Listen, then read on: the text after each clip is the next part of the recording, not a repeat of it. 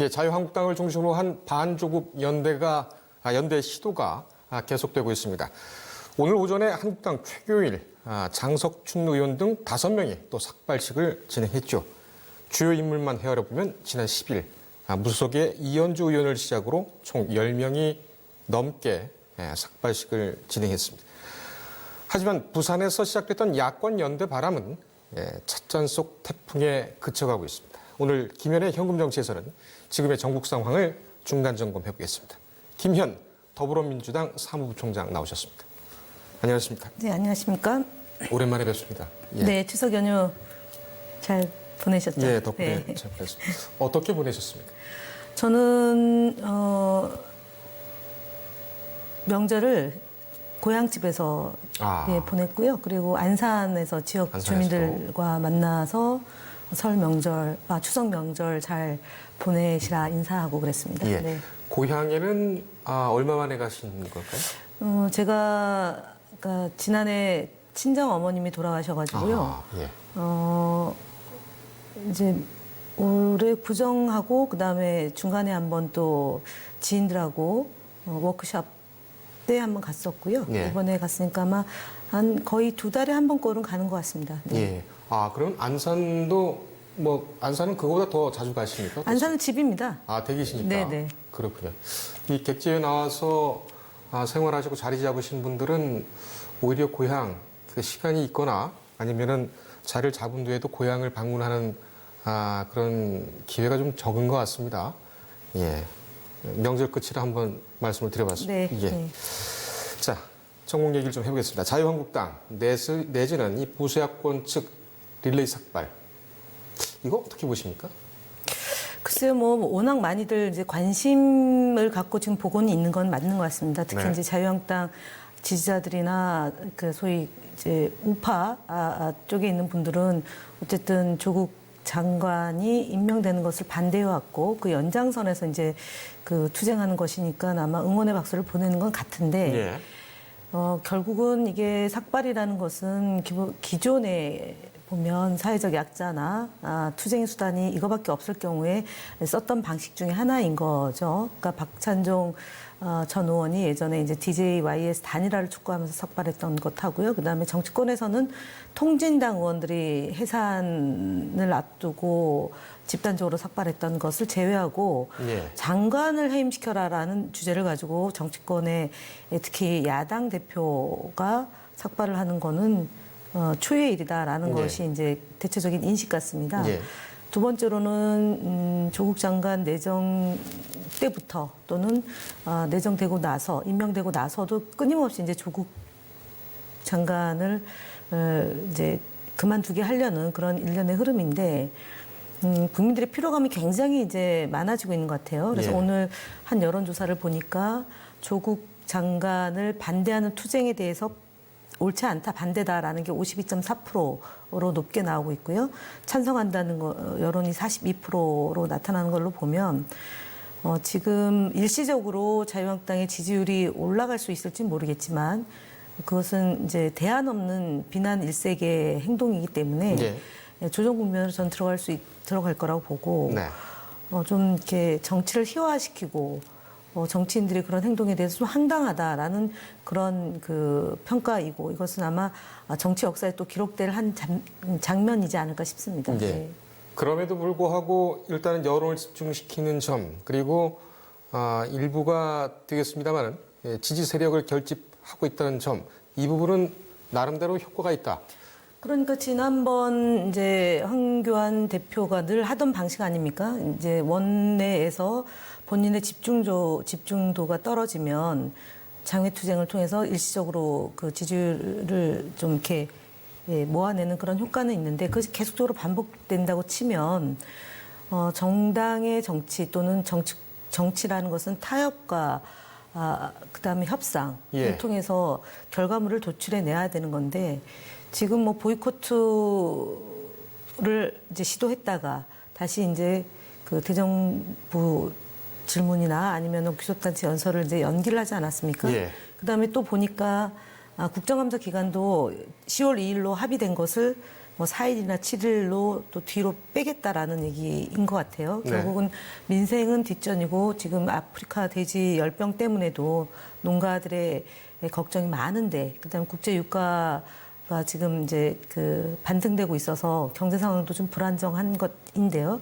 현재까지 야당의 움직임은 그러니까 정치가 실종되게 하는 거라고 봅니다. 정치를 실종시키고 오로지 문재인 대통령 흔들고 그리고 조국 그 장관의 관련되지 않은 사안을 끊임없이 언론에서 재생산해서 마치 무엇이 있는 것처럼 만들어서 국민들로부터 정치를 외면하게 만들고 자신들의 지지층을 결집시키려고 하는 것인데요. 예.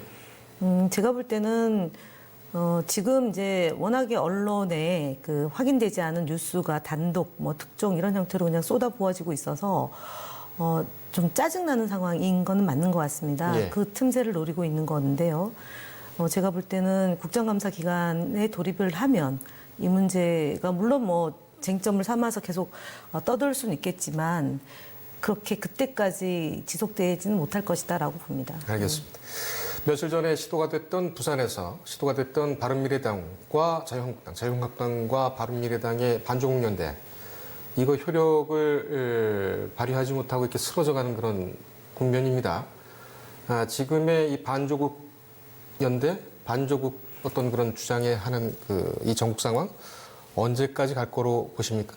말씀드렸던 것처럼 국정감사가 시작이 되고 그다음에 본격적으로 의원들의 어쨌든 마지막 남은 국정감사 기간이기 때문에 자신들의 그 역량을 극대화시켜야 되는 게 하나가 있고 또 하나는 이제 예산 심사가 들어가면 아무리 뭐 조국 장관에 대해서 계속 이슈를 하려고 해도 불거지는 사안들이 많이 발생하기 때문에 예. 국정감사가 시작되면 저는 뭐 지금처럼 이렇게 융단폭격 되듯이 똑같은 얘기가 계속 반복되고 있는 그런 일들은 좀 이렇게 잦아들 거라고 보고요. 예. 조국 연대는 기본적으로 지금 선진화법으로 지금 계류 중인 선거법 개정, 그다음 공수처법안, 그다음에 검경수사권 조정 이것이 이제 여야 3당 4당 간의 이견이 분명히 존재하는 거지 않습니까? 특히 선거 구조의 개편 문제가 코앞에 있기 때문에 예를 들어서 반조국 연대로 전선을 형성을 했다가 또 그럼 선거법 개정 문제와 관련해서는 또 자유한국당과 입장이 정반대에 있기 때문에 예. 섣불리 조국 장관을 뭐 그만두라는 이유로 연대를 형성하는 것은 제가 볼 때는 좀 불가능할 거다라고 봅니다. 알겠습니다.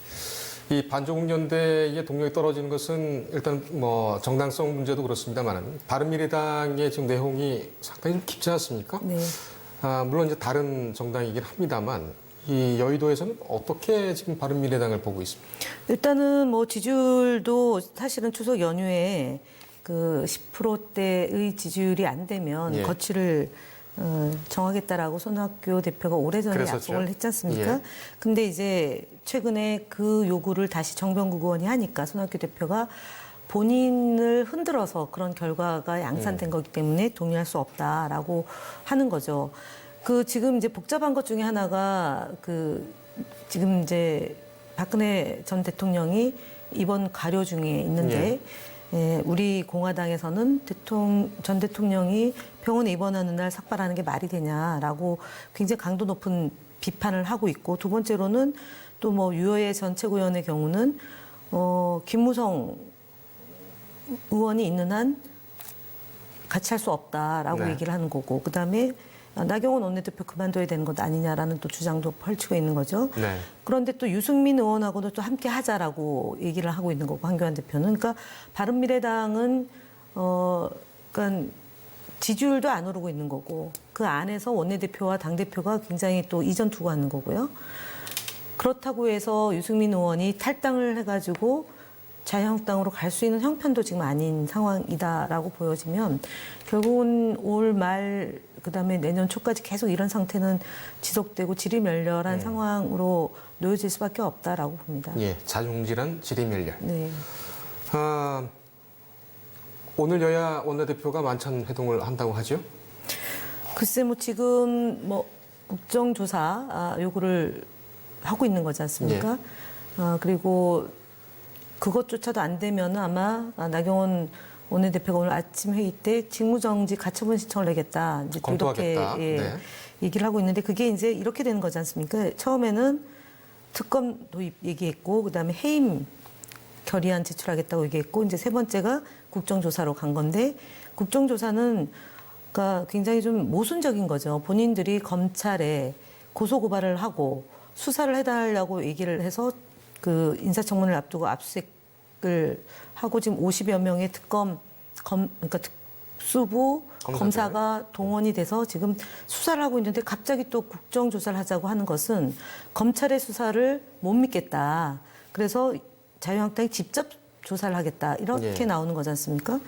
그러니까 어디로 튈지 모르는 럭비공 같은 얘기예요. 그러니까 할 수 있는 얘기는 다 한다. 지금 나경원 원내대표가 본인이 궁지에 몰려 있어서 그럴 수도 있지만 이런 식으로 정치를 엉터리 같이 하는 것은 본 적이 없습니다. 그러니까 다 던져놓고 그러니까 하나 걸리면은 되고 아니면 말고 이렇게 되고 있어서 오늘 저녁 만찬 회동도 결국은 그림용 아닌가 본인이 상황을 좀 주도하고 있다라고 보여주기 식의 것이고요. 결과적으로 뭐 나올 수 있는 건 없다. 국정조사를 할래 말래 가지고 이제 만찬 회동을 할 것이고 오신환 원내대표도 이제 차제에 또 한번 그 이슈를 제기해서 스포트라이트를 받고자 하는 너무 정치를 언론용으로 하고 있는 것 아닌가 싶습니다. 예. 네. 제가 지금 기억이 정확치가 않아서 그런데 나경원 원내대표가 원내대표직을 맡은 지가 이번이 처음입니까? 그렇죠. 12월 달 예. 것이 처음이죠. 그렇다면은 앞으로 당대표까지 본다면 지금 상황이 지도력에 대한 어떤 그런 시험 문제가 될 것으로 보이는데 상당히 좀 위기감도 좀 느끼고 있겠습니다. 실제로 홍준표 전 대표가 나경원 원내대표의 이 전략 전술 부재로 인해서 조국 장관을 임명토록 했다라고 질타를 가하면서 그만둬야 된다라고 얘기를 했고 뭐 그런 상황이죠. 그런데 어쨌든 총선을 앞두고 있고 총선 공천권을 쥐고 있는 한교안 대표에 대해서는 또 대놓고 얘기는 못하고 있는 상황이죠.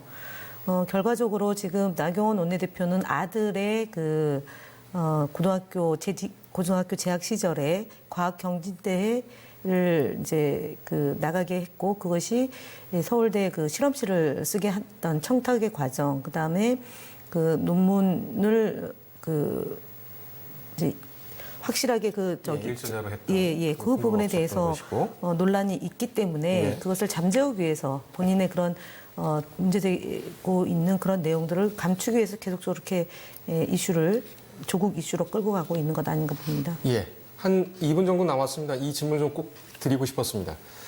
지금 상황을 보게 되면 홍준표 전 대표, 황교안 대표, 나경원 원내대표 지금 상황에서는 이현주 무소속 의원이 자유한국당의 나경원 원내대표를 저격해서 그 자리로 진입하는 그런 사전작업 이게 가능하다고 보십니까? 어떻습니까? 글쎄요, 뭐 이현주 의원이 지금 나경원 원내대표급으로는 저는 보지는 않고요. 기본적으로 무소속에서 이제 복당의 절차, 입당의 절차를 밟기 위해서 이제 하는 건데, 예.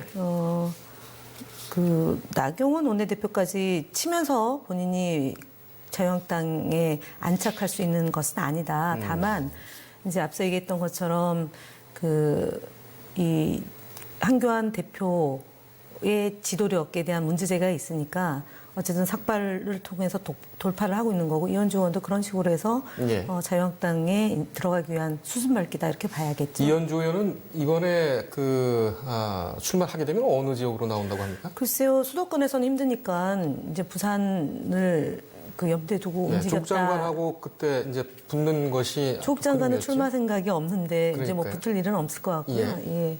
아마 뭐 김무성 의원을 겨냥하고 있다라는 것이 이제 한간에 알려진 거니까. 예. 지금도 뭐 김무성 의원에 대해서는 계속 이제 그 문제 제기를 하고 있는 거지 않습니까? 네. 친박 쪽에서. 그래서 아마 가게 되면 부산 쪽으로 방향을 잡지 않을까 그렇게 봅니다. 알겠습니다. 제가 취재한 바로는 정가에서는 나경원 원내대표와 이현주 의원 간의 묘한 긴장감이 흐르고 있다. 이런 얘기가 자주 들려오고 있습니다.